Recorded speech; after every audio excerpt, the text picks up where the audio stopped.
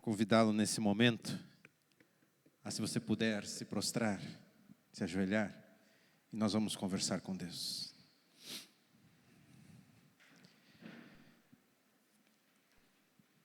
Poderoso e Santo Pai, é um privilégio mais uma vez estarmos reunidos em Teu santo nome.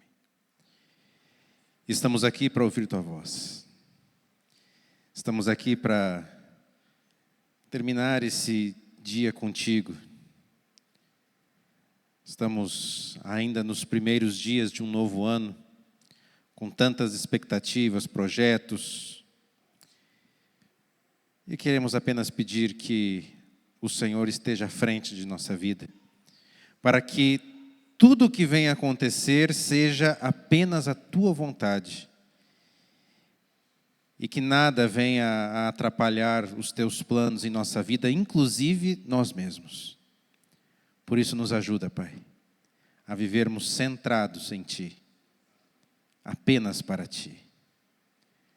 Tua palavra agora será aberta, e mais uma vez pedimos que o Senhor fale conosco pelo Teu Santo Espírito. Em nome do Senhor Jesus. Amém.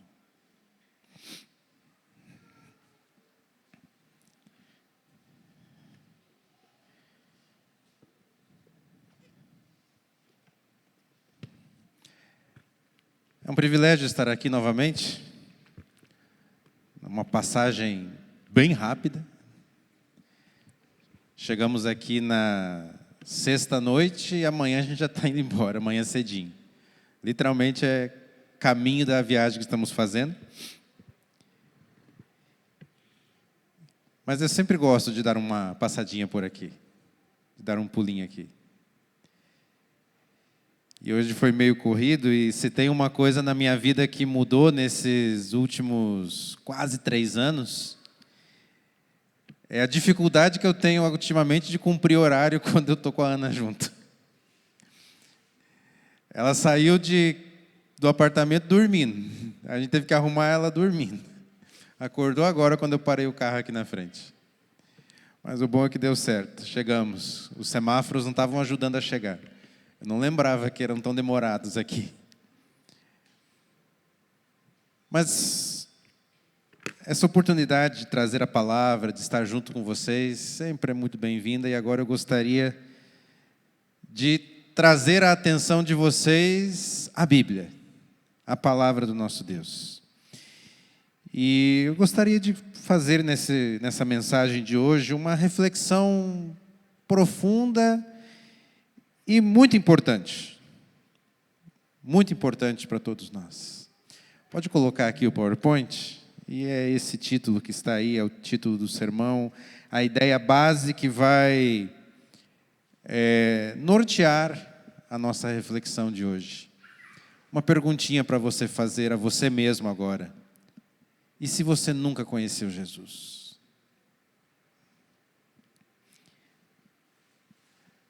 Aí você pode me dizer, não, mas eu conheço Jesus. Eu estou na igreja há muitos anos, há décadas. E talvez você me diga assim, não, mas eu já conheço Jesus até antes de estar na igreja. Mas e se você nunca conheceu Jesus?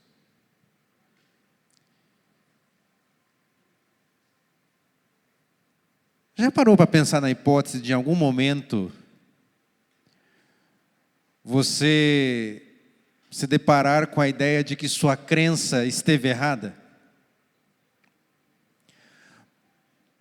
Mudar uma crença, abandonar uma crença, inclusive, talvez seja um dos maiores desafios que o ser humano passa.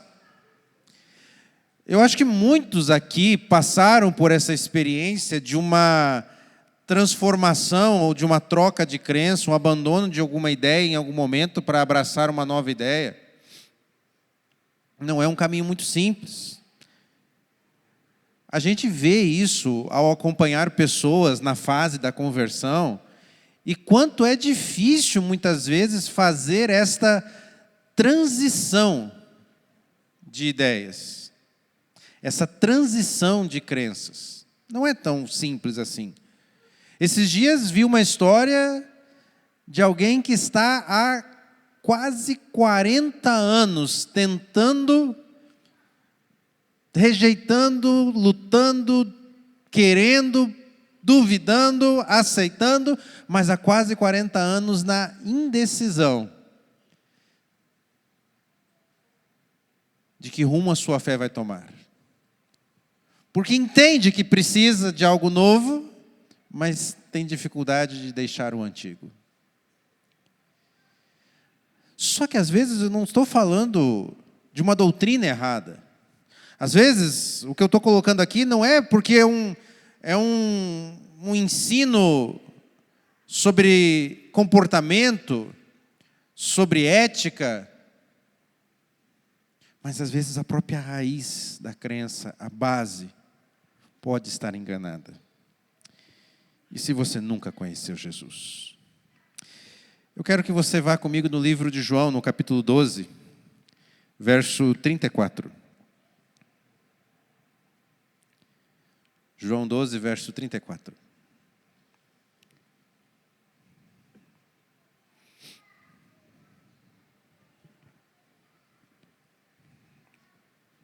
Jesus está falando a uma multidão de pessoas, e nesse momento a multidão faz uma pergunta a Jesus. A multidão disse: nós ouvimos da lei que o Cristo permanece para sempre. Como então você diz que é necessário que o Filho do Homem seja levantado? Quem é esse Filho do Homem? Jesus estava falando do seu ministério, Jesus estava falando do que ele viria a fazer, do que era necessário acontecer. E a ideia do Messias entregando a sua vida, por mais que o Antigo Testamento mostrasse isso, mas nunca foi algo compreendido. Pelo contrário, a ideia de Messias deles era totalmente diferente daquilo que Jesus era. O que eles esperavam de um Messias não tinha nada a ver com o que Jesus era. E aí há esse conflito de ideias. E essa pergunta aqui, final do verso, é literalmente a grande razão de confronto que existiu durante todo o ministério de Jesus. Quem, afinal, é esse tal de Filho do Homem? Ou quem, de fato, é o Cristo, o Messias? Quem é o Filho do Homem? Ou quem é Jesus? E essa pergunta continua ecoando por séculos e séculos, eras e eras. Existe um autor, um crítico textual da palavra de Deus, porém um dos biblistas mais respeitados em nosso tempo, chamado Bart Ehrman. E não digo que isso começou com ele, mas seria possivelmente o maior proponente de uma teoria, de um pensamento sobre Jesus que corre muito ainda, que é muito real em nosso tempo. Ele é um biblista, crítico textual, especializado em estudos do Novo Testamento e história do cristianismo antigo, e é conhecido por ser um teórico que consegue trazer as suas ideias acessíveis ao público comum. Às vezes pessoas que são assim que têm assim uma formação muito grande, que são acadêmicos, eles têm uma dificuldade de tornar o seu conteúdo acessível a pessoas leigas no assunto. A pessoas que não estão acostumadas a termos acadêmicos. Esse cara tem essa habilidade, ele fala para pessoas simples. Parece maravilhoso. Qual é o problema? A tese que ele defende sobre Jesus. Ele é autor de vários livros, entre eles, livros como esse aqui, Quem foi Jesus, Quem Jesus não foi, mais revelações inéditas sobre as contradições da Bíblia. Um outro livro dele, O que Jesus disse, o que Jesus não disse, e pequenininho no subtítulo, Quem mudou a Bíblia e por quê? Há um outro livro, Evangelhos Perdidos, as batalhas pela Escritura e os cristianismos que não chegamos a conhecer. E ainda outro, Como Jesus se tornou Deus. Você percebe que o tom dele é um tom crítico, é um tom ácido. Por mais que, como eu disse, ele seja um dos biblistas e críticos textuais, um dos especialistas do Novo Testamento mais respeitados no campo da teologia, mas ele escreve mais para, como é dito, desmistificar a Bíblia.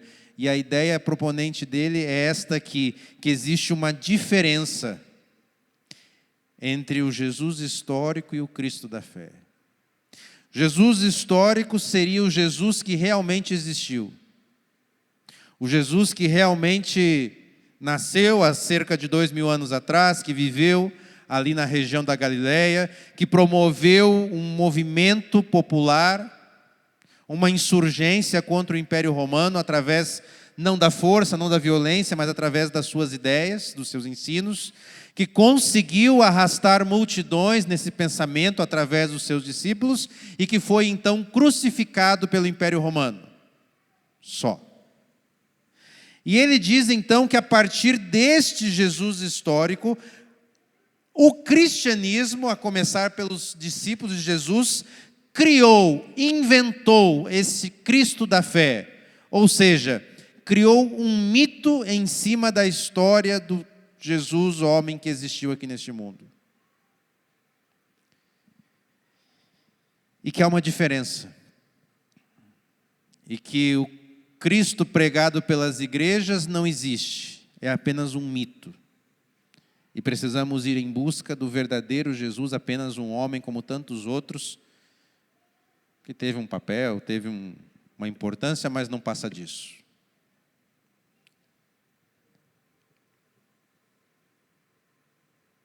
Só que esse pensamento, ele começa a percorrer não só o campo acadêmico. E é um pensamento curioso porque ele não vem de inimigos em teoria da fé. Porque eu não estou falando de alguém que é ateu ou que é de uma outra crença religiosa que não é o cristianismo, mas que vem de dentro do seio cristão e, como tantos outros, se levanta contra Jesus. Só que esse pensamento não é exclusivo dele. E esse pensamento não é novo. Na verdade, na própria época dos apóstolos, eles tiveram, e dos apóstolos e dos primeiros pais da igreja, né, os discípulos dos apóstolos, eles tiveram que enfrentar pensamentos assim, teorias e heresias, justamente sobre quem era Jesus. E existiram pelo menos 4 ideias. Na época ali, apostólica e logo pós-apostólica, existiram pelo menos 4 ideias gerais que atacavam a ideia ou a pessoa de Jesus apresentado pelas Escrituras. Uma delas, por exemplo, era o docetismo. Essa ideia negava a encarnação de Cristo. Então, Jesus não foi um ser humano. Ele não, de fato, se tornou um de nós. Mas ele era só ele tinha uma aparência de corpo humano. É como se ele não fosse de carne e osso. Diziam isso. Era tipo um fantasma. Houve uma outra ideia aí no contrário, que foi o ebionismo, que aí já é o contrário. Se o docetismo dizia que ele era só um ser cósmico ou divino, num corpo falso, nessa aqui já era o contrário. Jesus era só um homem comum, que Deus, na sua sabedoria, escolheu e vem cá que eu quero você, para através de você fazer uma missão especial. Como Moisés, como Elias, como tantos outros personagens bíblicos. Seria só mais um ser humano que ele pegou ali e, você vai ser usado para uma missão especial. Havia um outro, marcionismo, a ideia de Marcion. Esse aqui fez uma bagunça em relação aos escritos bíblicos. Criou uma Bíblia dele, selecionou o que ele achava que era, o que ele achava que não era. E ele defendia a ideia de que o Deus do Novo Testamento... Voltou aqui? Está voltando? Eu acho que não sou eu que estou voltando. Mas ele defendia a ideia de que o Deus do Novo Testamento não tinha nada a ver com o Deus do Antigo Testamento. Essa ideia também corre até hoje. E de que, inclusive, o Deus do Novo Testamento seria maior e melhor do que o Deus do Antigo Testamento. Havia ainda uma outra ideia, que era o gnosticismo. E essa foi combatida por Paulo, inclusive. Marcion é depois dos apóstolos. O ebionismo não tenho certeza absoluta. O docetismo já aparece também na época dos apóstolos. E o gnosticismo, Paulo e João combatem essa ideia. E era a ideia de que Jesus não era um ser humano. Também não era um Deus. Ele era uma entidade cósmica. Ele era uma força, uma energia. Misturava uma ideia assim de que ele tinha um corpo físico, mas não tinha, e para dizer que todos poderiam em algum momento obter esse mesmo estado espiritual, esse mesmo estado divino, se avançassem no seu conhecimento, se avançassem na busca pela tal verdade. Uma verdade que não estava nas Escrituras. Enfim, não quero que você saia daqui hoje decorando cada uma dessas heresias, mas sabendo que desde a época da igreja primitiva, sempre existiu esse debate e essa tentativa de negar as Escrituras sobre quem é a pessoa de Jesus Cristo. Ou sobre quem é Jesus. Isso começou lá e se estende até os nossos dias e continua ainda em nossos dias. No campo acadêmico, no campo da teologia, mas também no nosso dia a dia, na vida prática da igreja. Talvez não em debates teológicos, talvez não através de artigos, de estudos, de teses de doutorado ou de livros escritos, mas da forma também como eu e você consideramos ou enxergamos Jesus.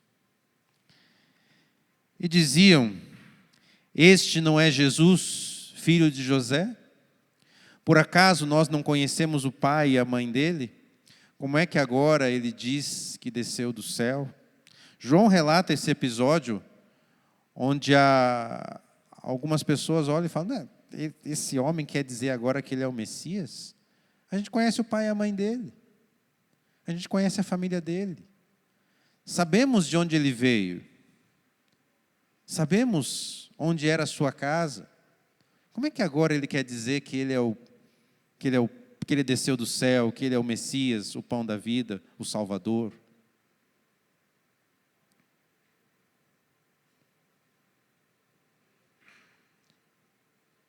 E sabe quantas vezes nós também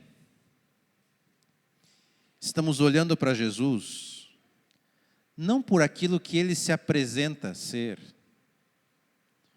mas por aquilo que eu acho que ele é. Jesus dizia à multidão: eu sou o Messias, eu sou o pão da vida que desceu do céu. Se vocês não se alimentarem de mim, se vocês não crerem em mim, se vocês não vierem a mim, não terão a vida eterna. Jesus passou ali 3 anos e meio falando, pregando, gastando os seus dias unicamente para ensinar as verdades do céu. Mas não importava o que Jesus falava, a multidão: mas não importa o que você diz, importa o que eu acho, importa o que eu penso. Não, você desceu do céu, você é o filho de José e de Maria. E quantas vezes nós ainda hoje olhamos para a palavra, olhamos para a Bíblia, e ao invés de nos rendermos à palavra, ao invés de nos rendermos ao Jesus bíblico, porque aqui eu não estou defendendo nem um Cristo da fé e nem um Jesus histórico, eu estou defendendo o Cristo bíblico, tal como a Bíblia o apresenta. E por que ao invés de nós nos rendermos ao Cristo bíblico, queremos criar os nossos próprios Cristos, baseados na nossa ideia, a nossa imagem, a nossa semelhança e não a dele? Por que queremos reduzir Jesus a nós, ao invés de deixar que ele nos eleve até ele? Sabe, quando a gente olha a espiritualidade dos nossos dias, tem vários tipos de Jesus que o cristianismo atual tem apresentado, tem defendido.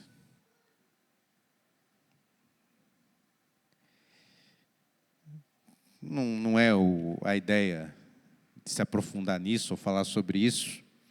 Esses dias surgiu uma pesquisa de uma entidade muito respeitada no campo da pesquisa religiosa, uma instituição americana chamada Barna. E eles sempre fazem muitas pesquisas avaliando o cristianismo. E eles soltaram uma pesquisa que chamou a atenção. Isso saiu há uns 4, 5 meses, pelo menos que eu tive acesso a ela, uns 4, 5 meses. E essa pesquisa mostrou um dado curioso. Há um número cada vez maior de jovens se convertendo à fé cristã.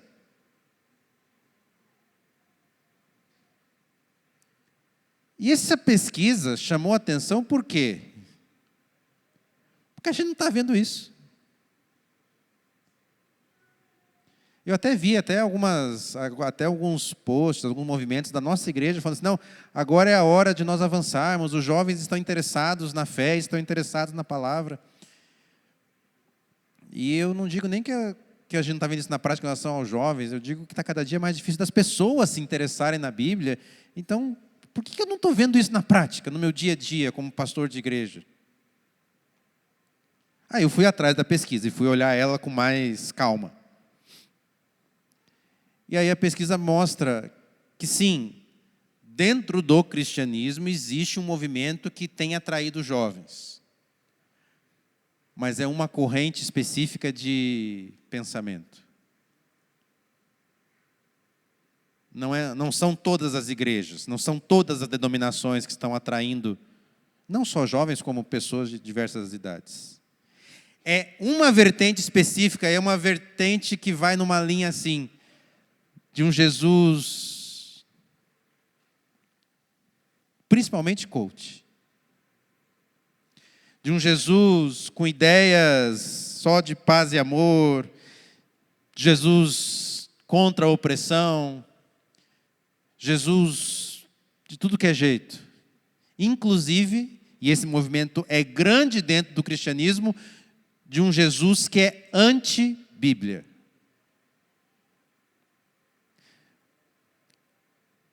Há uma corrente de pensamento chamada hermenêutica de Jesus. O que é isso? O nome parece bonito. Hermenêutica é um campo da teologia, também existe no direito, que é a interpretação, a ciência da interpretação do texto.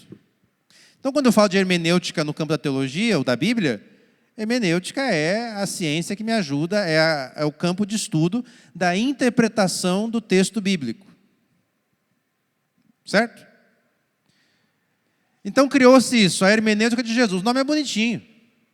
Então é a interpretação da Bíblia através de Jesus.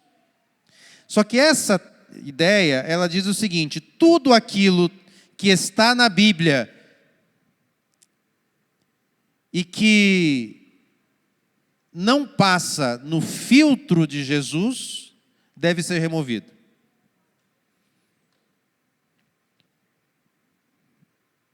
É verdade que o Antigo Testamento, com todos os seus rituais, ele é explicado pelo Novo Testamento e pelo próprio Cristo, a ponto de nós sabermos que as práticas rituais de Israel não são necessárias aos nossos dias, porque elas se cumpriram em Cristo. Mas não é isso que diz essa hermenêutica de Jesus. A ideia aqui é o seguinte: Jesus é amor. Jesus é libertador. E Jesus é contra tudo aquilo que oprime o ser humano. Então, se existe algo na Bíblia que oprime o ser humano, não pode ser aceitado ou aceito. E essa corrente vai dizer o seguinte: você tem dificuldade em guardar mandamento, por exemplo? Vamos trazer ao nosso contexto adventista. Guardar o sábado te oprime, de alguma forma? Ou posso usar um outro termo? De alguma forma, guardar o sábado te trouxe algum prejuízo?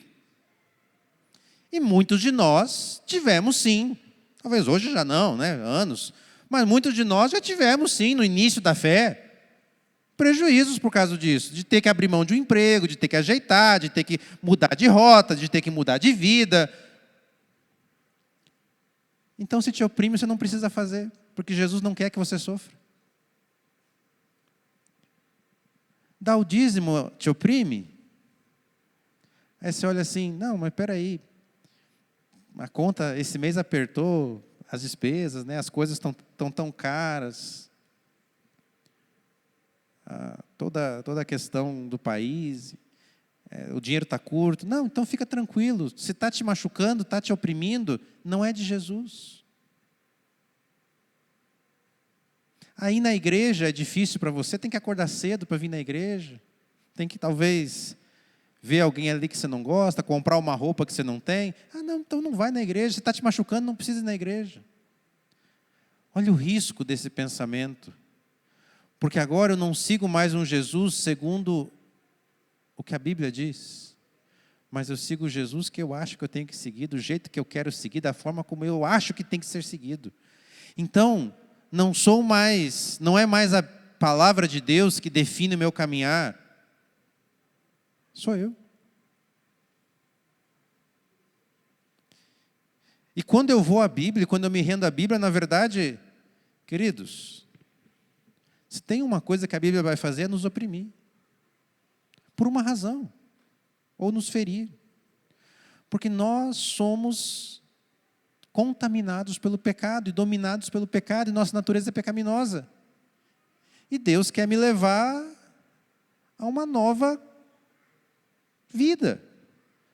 Só que a Bíblia diz assim, você quer a nova vida em Deus, você tem que morrer. Olha a linguagem da palavra, você tem que morrer. Você acha que isso vai ser fácil? Se você não se esvaziar, Ele não te preenche. Queridos, isso é difícil.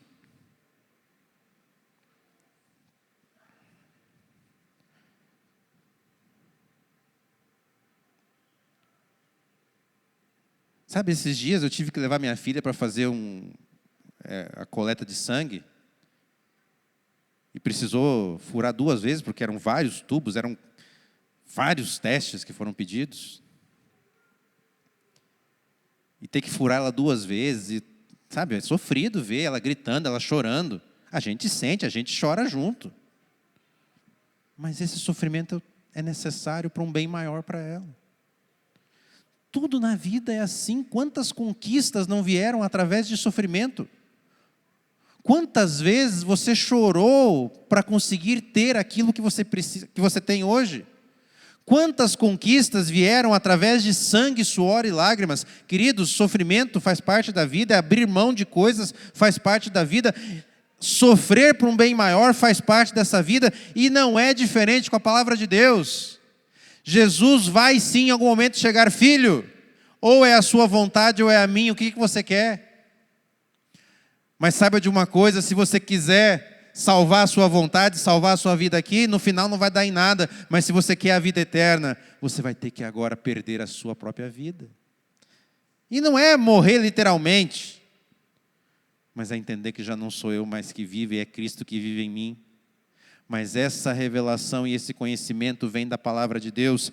Sim, a Bíblia vai te machucar em algum momento. Sim, a Bíblia vai te ferir em algum momento. Sim, a Bíblia vai te oprimir em algum momento, como ela faz com todos nós. Mas isso é porque a Bíblia está tirando o pecado da nossa natureza e nos trazendo a santidade de Deus. E este processo dói, mas leva à vida eterna. Então eu preciso entender que não é o Jesus que eu acho que existe, o que eu criei, o que eu quero, o que eu penso.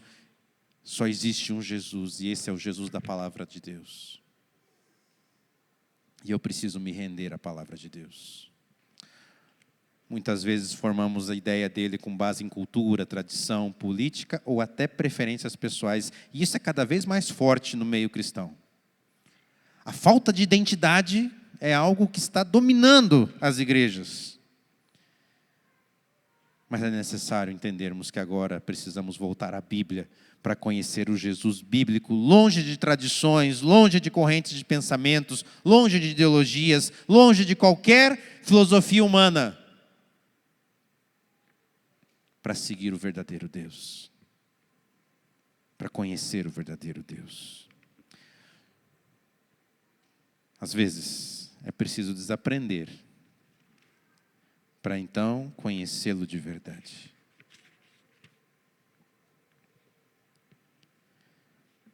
Eu gosto daquela fala de Jó no final do livro. Antes eu te conhecia só de ouvir. Agora, os meus olhos te veem. Mas não foi na prosperidade, na bênção e no momento de paz que Jó declara isso. Mas foi no meio do caos. E de como a sua fé o sustentou no meio do caos, que Jó conseguiu dizer isso. Agora eu entendi quem você realmente é. Agora pelos meus olhos, pela minha experiência. Ele não viu Deus literalmente, embora a Bíblia diz que ele teve ali conversas com Deus. Mas o que ele está dizendo é que agora ele realmente experimentou.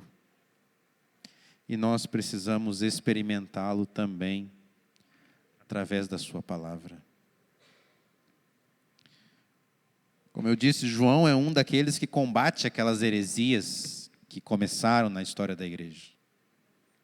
O Evangelho de João foi para combater aquela heresia do gnosticismo. E João abre o Evangelho para dizer isso aqui. No princípio era o Verbo, e o Verbo estava com Deus, e o Verbo era Deus. Ele estava no princípio com Deus, e todas as coisas foram feitas por Ele, e sem Ele nada do que foi feito se fez. A vida estava nele, e a vida era a luz dos homens. A luz resplandece nas trevas, e as trevas não prevaleceram contra ela. Houve um homem enviado por Deus, e o nome dele era João. Este veio como testemunha para testificar a respeito da luz, para que todos viessem a crer por meio dele. Ele não era a luz, mas veio para dar testemunho da luz, a verdadeira luz que, vinda ao mundo, ilumina toda a humanidade. O Verbo estava no mundo, o mundo foi feito por meio dele, mas o mundo não o conheceu. Veio para o que era seu e os seus não o receberam, mas a todos quantos o receberam, deu-lhes o poder de serem feitos filhos de Deus. A saber, aos que creem no seu nome, os quais não nasceram do sangue, nem da vontade da carne, nem da vontade do homem, mas de Deus. E o Verbo se fez carne e habitou entre nós, cheio de graça e de verdade, e vimos a sua glória, glória como do unigênito do Pai. Sabe, esse, para mim, é um dos trechos da Bíblia que eu mais gosto. E é um trecho onde João faz uma descrição completa de quem é Jesus. E ele coloca algumas palavras ao longo dessa sessão para dizer para nós quem é Jesus. E João vai dizer, ele é Deus, ele é o Criador, ele é vida, ele é luz, ele é o Salvador, mas ele também foi um ser humano, ele também se tornou totalmente um de nós, para então conceder a sua graça e assim conhecêssemos a verdade. Não existe uma diferença, uma dicotomia de Jesus histórico e Jesus da fé.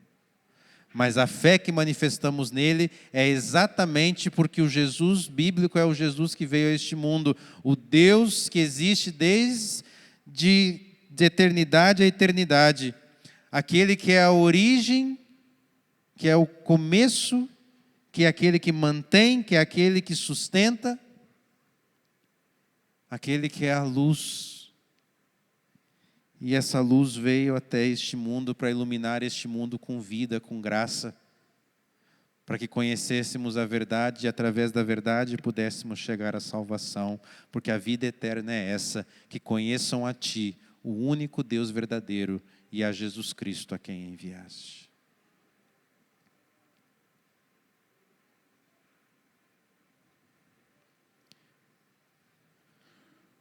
Um dia Jesus olhou para os discípulos e perguntou: que dizem as pessoas ser o Filho do Homem? Uns dizem que é Elias, uns dizem que é algum dos profetas, que é um novo enviado de Deus. As pessoas dizem muita coisa de Jesus. As pessoas falam muita coisa sobre Jesus. Mas aí, a grande verdade é que isso não importa. O que os outros pensam de Jesus não faz diferença nenhuma para mim. Porque ao mesmo tempo que Jesus faz essa pergunta aos discípulos, Ele não para debater sobre o que as pessoas estão dizendo sobre Ele. Ele não para argumentar sobre o que as pessoas estão dizendo sobre Ele. Ele apenas diz: e para vocês? Quem é o Filho do Homem? Não importa o que os outros pensam sobre Jesus. Não importa o que o mundo diz sobre Jesus. E não importa se o mundo crerá ou não em Jesus. O que importa é: e para você? Quem é Jesus? E para você? Quem é Jesus?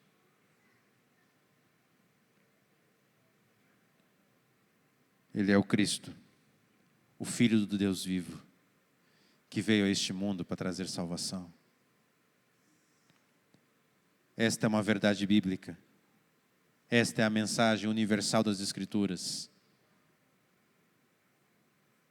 Ele é o Filho do Deus vivo que veio a este mundo para trazer salvação. Mas essa verdade precisa fazer sentido na sua vida. E a menos que você o reconheça de fato como seu Salvador e segui-lo por onde quer que ele for, a menos que você faça isso, não terá outro jeito de alcançar a vida eterna. Porque o caminho da vida eterna não é um lugar aonde você tem que ir, mas uma pessoa que você tem que conhecer, Jesus Cristo.